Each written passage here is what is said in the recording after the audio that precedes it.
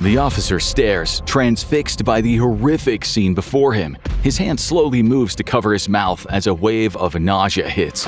He gags once, then twice, barely holding it together.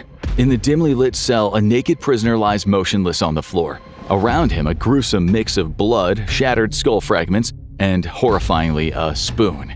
Lodged in a place no spoon should ever be. In a way, the officer is not surprised. The broken lump of flesh and bones on the floor was once a child predator, a special kind of inmate who regularly suffers the worst fate imaginable in prison.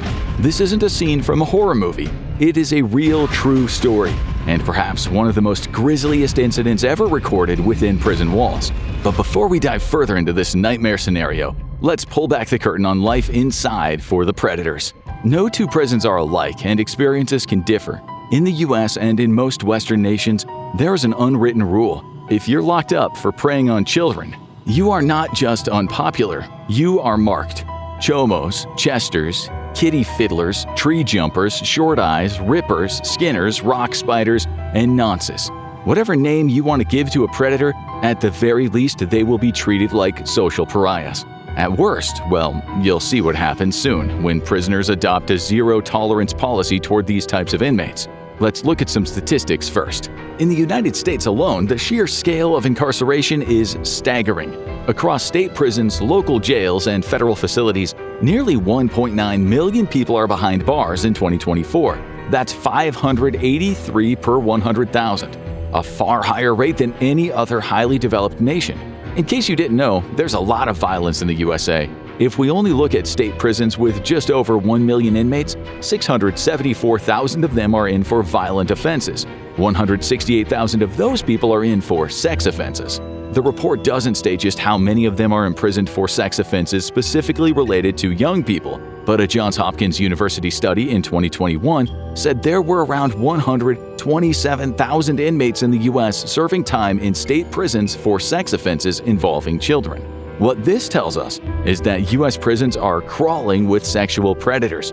The question is, how do this many men hide and avoid a beating? As a former prisoner wrote online, sex offenders, if they're stupid enough to go into a mainline yard, will get got. It almost always is never right away. They might lead the offender to a false sense of security. When you're inducted into a US prison, you have an interview and you'll be asked if there's a reason you can't get placed in the general population. Being a chomo is a hell of a good reason if you don't want to get got, and that's when you can ask to be put in what's called protective custody, or PC. PC is not just a world of like-minded chomos. There's still a lot of dangerous prisoners in there. It's a special part of the prison where you'll also find plenty of snitches and guys who've left street gangs. Now let's take a look at the case of John Geoghegan, a former Roman Catholic priest who left over 150 boys suffering from decades of trauma. He ended up in Sousa Baranowski Correctional Center in Massachusetts. Even though he was in PC, a fellow prisoner named Joseph Lee Druce stomped his face in and strangled him to death. Just like a guy we'll talk about later, Druce was a killer who went to prison and said he would make it his life's work to hunt predators. These were the men who reminded him of the people who abused him when he was a child. Druce later said he was driven to murder when he heard Geoghegan share stories of his predatory past. Still, a murder in PC is unlikely, since if a prisoner is on parole, they might not want to ruin their chances of getting out.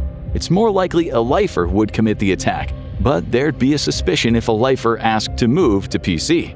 Being attacked is not the only reason why PC isn't a very nice place to be for a convicted chester. You'll likely be spending 22 to 23 hours a day in your cell. You'll get the same commissary rights, but that's about it. Everything else is restricted. If you go out to the yard, it might just be you alone or in a small group, what they call a bullpen. When you shower, it'll be you alone, taken there in chains like an animal. You'll also likely not be able to work, and you can forget about group educational classes. Okay, so what if someone is a predator but they don't like the idea of all the restrictions in PC? Can they just lie about their crime and fit right into the general population? The answer is no, not likely. When you're the new guy in prison, quite often someone will come into your cell and demand to see your papers. If anywhere on those papers someone sees letters Cho and Mo, you're not going to have a fun time in that prison. It's almost impossible to hide your conviction in prison, and you won't get through your sentence without anyone ever asking about it. Prisoners have a lot of time on their hands, and they'll want to know what kind of man they're dealing with. If you don't have papers, it's quite easy to find out what you've done, since sentencing information is usually available online. Also, prison officers might just let it slip, since people who hurt women and kids aren't exactly high on the popularity list. And let's be honest, some officers just like R-rated drama. You will almost certainly not be able to say, "Oops, I forgot my papers," or "the dog ate them," or "you lost them." Most likely you'll be assigned a public defender, and with their overloaded caseload, you'll be left handling much of your legal work alone. You'll need to keep those papers close, because if anyone demands to see your charges and you refuse, it's like painting a target on your back, practically shouting, "I'm a Chester, please stab me." It all depends on which prison you're in, but any former prisoner will tell you that predators do not always get the crap beat out of them or killed.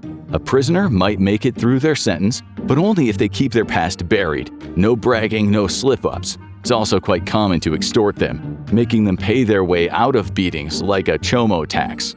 Nonetheless, a former British prisoner who did 7 years in an Arizona prison said the gangs adhered to a KOS system, kill on sight, for chomos. Another term meaning the offender is fair game for a serious beating and is greenlit. That same guy says guards will often ignore horrific beatings, or at least when they weren't doing the beating themselves.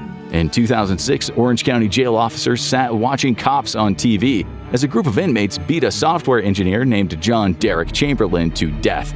The inmates said Chamberlain was a chomo, which wasn't exactly true. Sure, he was guilty of having sketchy content on his computer, but when you're handing out a death sentence, you should probably double-check the finer details. He was murdered over what the courts ruled a misdemeanor. He decided not to divulge his crime, so a shot caller greenlit a beating. 7 men unleashed a savage assault, stomping him relentlessly and violating him with a pencil and a tube of toothpaste.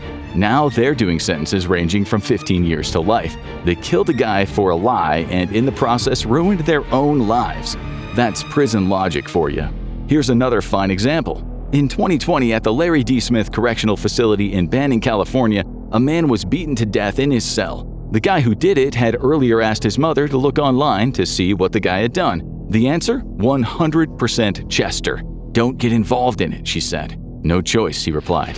This guy was serving time for assault with a deadly weapon on a police officer, a serious crime, but he would have gotten out with plenty of life left to live. Now he will spend the rest of his life in prison, without a chance of parole. Some people will literally lose everything to get at predators. You'll see one of the reasons for this in a minute or two. A way to avoid a deadly confrontation is to get yourself put in administrative segregation, ADSEG, although this does come with a number of downsides, so a lot of predators won't do it. ADSEG drives you up the wall due to the sheer loneliness. As a former long-term ADSEG prisoner once said, "Try locking yourself in a small bathroom and stay in there for half the day. Now imagine how that would feel for 10 years. The intrepid infographic show writer who wrote this video tried it for a whole hour. Let's just say patience and bravery aren't exactly his strong suit. You're in a tiny cell with no radio and no TV. It's you and 4 bare walls. No windows, no bars on the door to look through, just you and your mind. Maybe a book to read if you're lucky. They don't even allow you to keep your mattress to lie on during the day. You might only get 3 to 4 hours out of your cell in a whole week.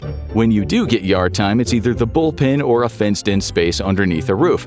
So you might never see the sky or feel a warm breeze blow across your face. Food is delivered to you through a slot in the door. If you go to shower, you turn around and put your hands through the slot to be handcuffed. When you sleep, it's often to the sound of screams. It is quite simply torture.